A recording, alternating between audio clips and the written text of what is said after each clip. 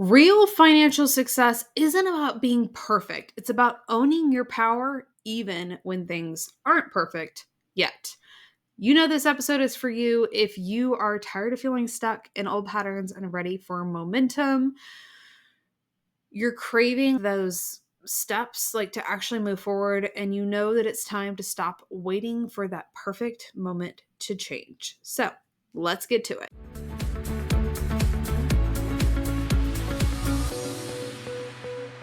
Welcome back to the Your Money, Your Life podcast. I'm your host, Amy Circa. Today, we're going to conclude our mini series on the hidden ways that we sabotage our finances and how to finally break free. Over the last several episodes, we've explored the real reasons that money might feel harder than it should, and it wasn't just about how much you make or how well you budget. We looked at the silent mindset patterns, tiny habits draining your financial power, and the tactical mistakes that sneak in behind the scenes. My goal is simple: to help you see these patterns without judgment, reclaim your power, and take small, meaningful steps towards unstoppable finances. So, whether you're feeling stuck, frustrated, or just ready to feel more confident with your money, you are exactly where you need to be. All right, let's recap. You're not broken. There's nothing wrong with you. Sabotage happens, right? Like we self-sabotage ourselves. That's the internal self-sabotage, right? And then there's also external factors that sabotage us as well. We've talked about three core things, like the integration here. We talked about the mindset, right? And we have to be able to see yourself as powerful with money as you truly want to be and not hold yourself back with our limiting beliefs and the way that we think about ourselves. We talked about our habits, right? And how those small, consistent habits really help to overcome some of those mindset limitations that are showing up, some of the emotional, energetic regulation that we need to have in place as well. Those small, consistent tweaks, those small, consistent habits, how it makes a big difference over long term. And then last week, we talked about strategy and how when we build the support systems with a budget, with a cash flow plan, with your bookkeeping, not trying to DIY every little piece all the time, but truly having a foundational strategy, kind of feels like you're not trying to put band-aids on things, right? Okay, like a leak shows up and you're just like, okay, band-aid, I've got this. I can cover it with a band-aid. I can do this, I can do that. We've got a true strategy, a firm foundation. Well, that's what we talked about at least last week. Okay.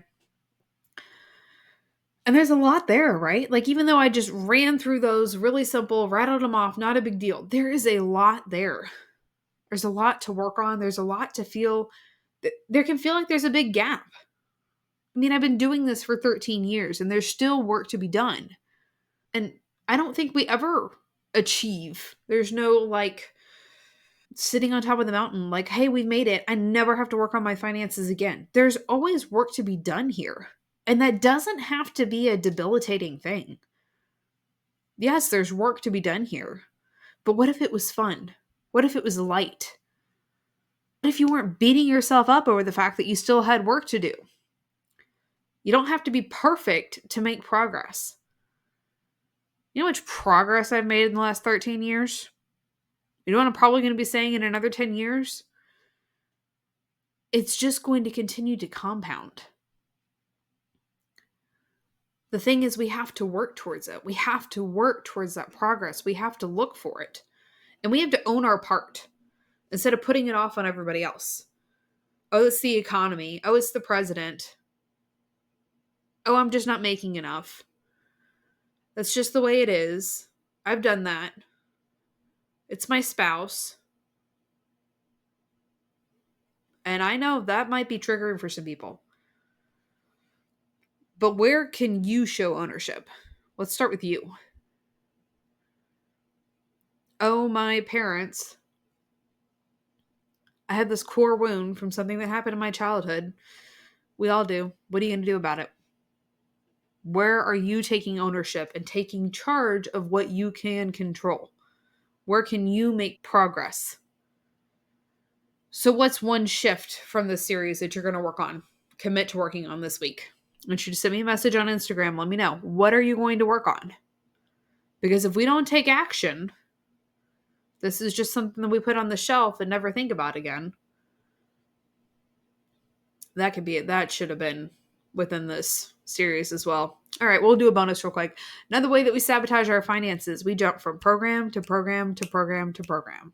If you are so busy listening to podcasts and YouTube, coaching, one Zoom call after the next, go, go, go, go, go. Are you actually doing anything, or are you wearing the badge that says I'm busy? You're doing all the things, right? But are you really? Are you actually implementing? Are you doing the things that you need to within your business? Are you actually working in your business, not on your business? I think I might have said that backwards. Doing the things that actually matter, that make progress, or are we doing busy work? So we can say like, hey, I'm doing it. I sat here and highlighted all my expenses. Was that really the thing you needed to be doing? Redid your website. Was that really the needle mover? Or were you avoiding sending that sales email or having that sales conversation? Did you attend that live Zoom call so you didn't have to write the email? What is one small shift? That's your action step for today. One small shift from this series. Last 3 episodes and today. Because I added that bonus in there for you.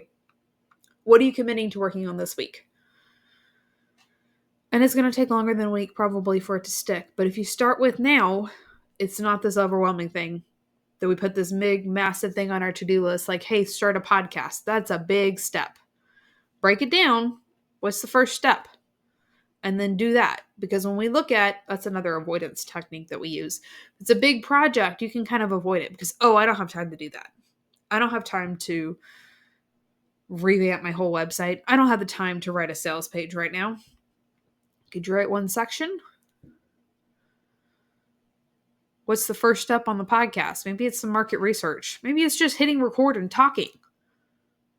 If you podcast, you got to get good at talking to yourself, unless you have a lot of guests on. You have only guests, then I guess you're not really talking to yourself. But what's that one thing that you need to commit to and work on? All right. When you're ready to take what we've been talking about even deeper, I want to invite you into 2 programs. The first is going to be Execution Lab. That's that monthly space to stay grounded and keep your momentum going for just $9 a month.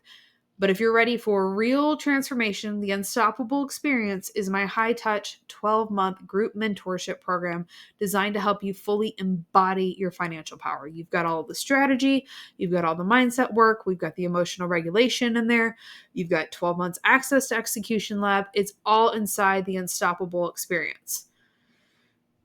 And if you're not ready for any of those, you've got the podcast here. We'll also put a link to the Money Mindset Playbook in the show notes as well. That's a free resource. Gives you a no-brainer start, right? Your mindset here. There's so many things that we've talked about within your mindset within the series. And how to work on your mindset in an emotionally aligned way. And that's what the Money Mindset Playbook does. It's got a guide included. It has a private podcast series. So no matter where you're at, there's a space for you to create lasting change. All the links that I talked about are in the show notes, and we'll see you in the next episode. Bye for now.